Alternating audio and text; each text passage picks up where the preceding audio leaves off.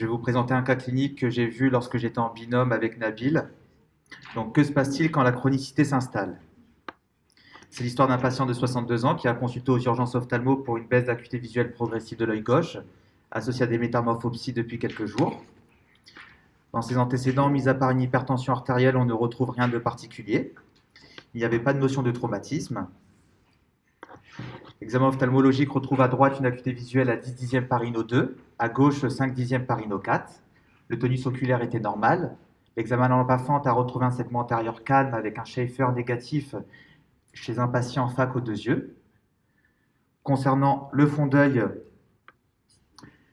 les pôles postérieurs étaient normaux. L'examen de la périphérie rétinienne de l'œil droit met en évidence un décollement de rétine temporale inférieure bordé par une ligne de démarcation dense et unique, témoignant de sa chronicité et de l'absence de progression.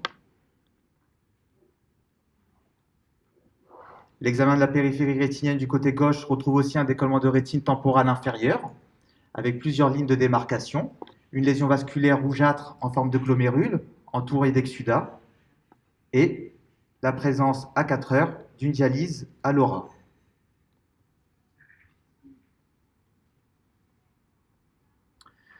L'OCT spectral domaine retrouve à droite un profil fovéolaire normal. À gauche, la présence d'un œdème maculaire, d'un DSC rétrofovéolaire, de multiples kystes intrarétiniens dans la nucléaire interne, l'aspect d'un schisis intrarétinien entre la plexiforme externe et la nucléaire externe, et surtout une hyaloïde qui était encore attachée. L'œdème a été confirmé par le mapping maculaire. Donc l'angiographie à la fluorescéine retrouve une hyperfluorescence précoce en regard de la lésion vasculaire, avec des territoires de non-perfusion des capillaires, et une diffusion au temps tardif, témoignant de la rupture de la barrière hémato-rétinienne interne, et qui fait poser le diagnostic de néovascularisation prérétinienne périphérique. À droite, il n'y avait pas de diffusion. On se retrouve donc devant un décollement de rétine chronique, bilatéral, compliqué d'une néovascularisation prérétinienne périphérique et d'un œdème maculaire du côté gauche. À droite, devant l'absence de symptomatologie et l'absence de progression du décollement, une abstention thérapeutique et une surveillance a été préconisée. Du côté gauche, devant l'absence de la participation du vitré dans la genèse de ce décollement de rétine, car il s'agissait d'un DR rétinogène, une cryo-indentation a été réalisée. Aucun traitement n'a été fait sur le néovaisseau.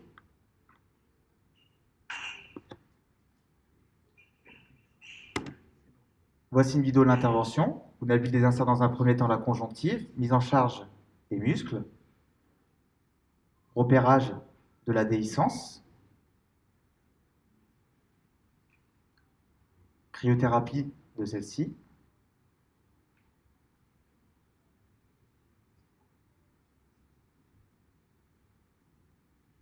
fixation de la bande d'indentation après passage des passants coulants en Mersuture 5.0.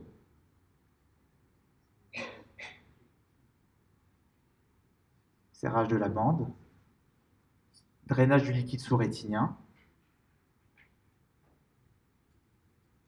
et on a injecté du gaz en fin d'intervention.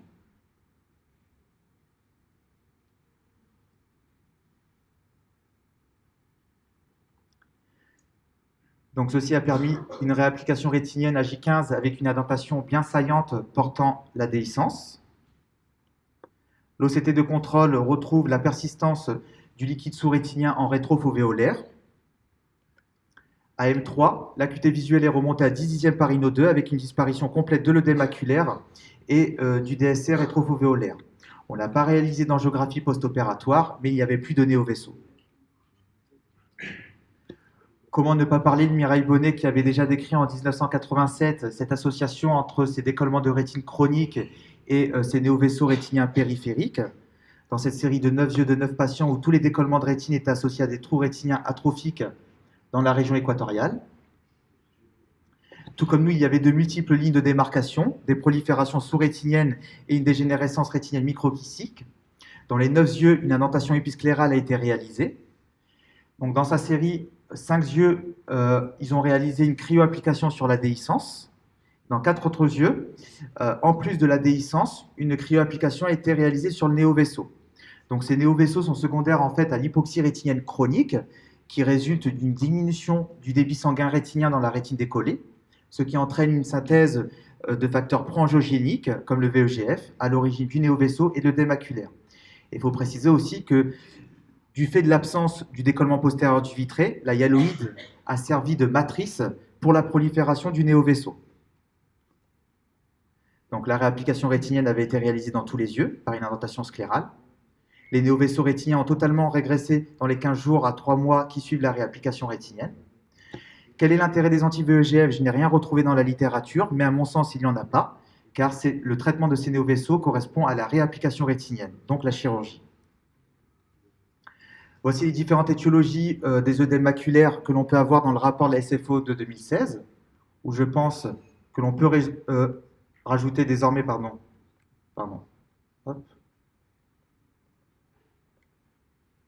où on peut rajouter désormais le décollement de rétine chronique.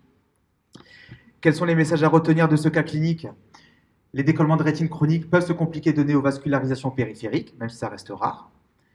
Ils sont bien sûr à différencier des autres causes de décollement non régmatogène, car la prise en charge sera différente. En tout cas, la réapplication rétinienne permet dans tous les cas de faire disparaître le néovaisseau et l'œdème maculaire. Et devant tout œdème maculaire sans étiologie évidente avec un pôle postérieur normal, n'hésitez pas à faire un examen de la périphérie rétinienne, car il pourra y avoir des surprises. Voilà. Bravo.